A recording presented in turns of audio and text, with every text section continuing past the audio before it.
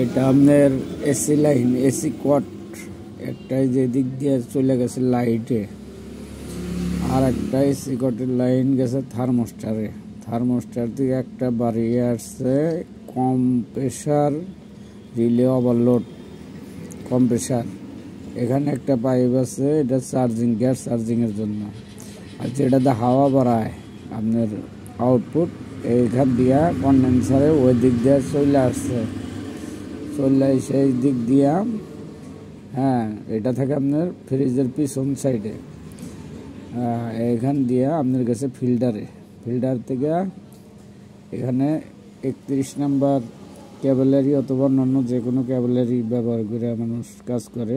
10 fit হইতে পারে, 12 fit হইতে পারে, 8 ফিট হইতে পারে। এখান থেকে প্যাচ ছাড়াও দেওয়া যায়, বড় করেও দেওয়া যায়। জেনুইনভাবে ভিতর দিয়া থাকে আপনার ছড়ানো আরও বেশি, আমরা গুছিয়েও দিই।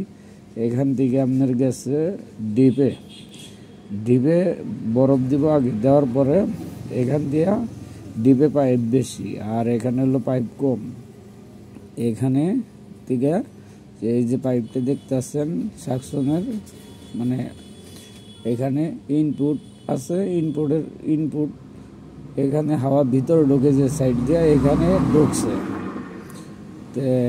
থার্মোস্টারের এখানে যে একটা তার থাকে জিআই তারের মতো, এই তারটা কিন্তু এখান দিয়ে আপনি নর্মালের ভিতরে চলে গেছে। ওই নর্মাল থেকে যখন ঠান্ডা বেশি হয় অটোমেটিক এটা এখান থেকে অফ হয়ে যায়। অফ হয়ে গেলে কম্প্রেসারটা অফ হয়ে যায়, লাইন ডিসকানেকশন হয়। আর যখন এটা ঠান্ডা কম হয়, ওই ফলে দেখা যায় যে আপনার থার্মোস্টার কাজ করে না। অতিরিক্ত যখন ঠান্ডা দিব সময় মতো অফ করে রাখবো, 10 মিনিট, 15 মিনিট, 20 মিনিট।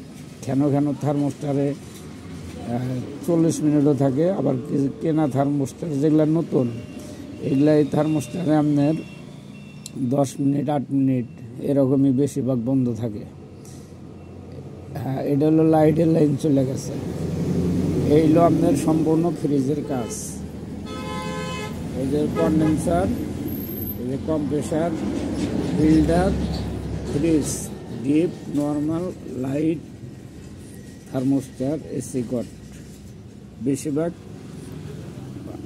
স্টেবিলাইজার ছাড়া যারা লাইন চালায়, কারেন্ট যার সাথে আসলে এখানে আপনার ওভারলোড আছে, রিলে আছে।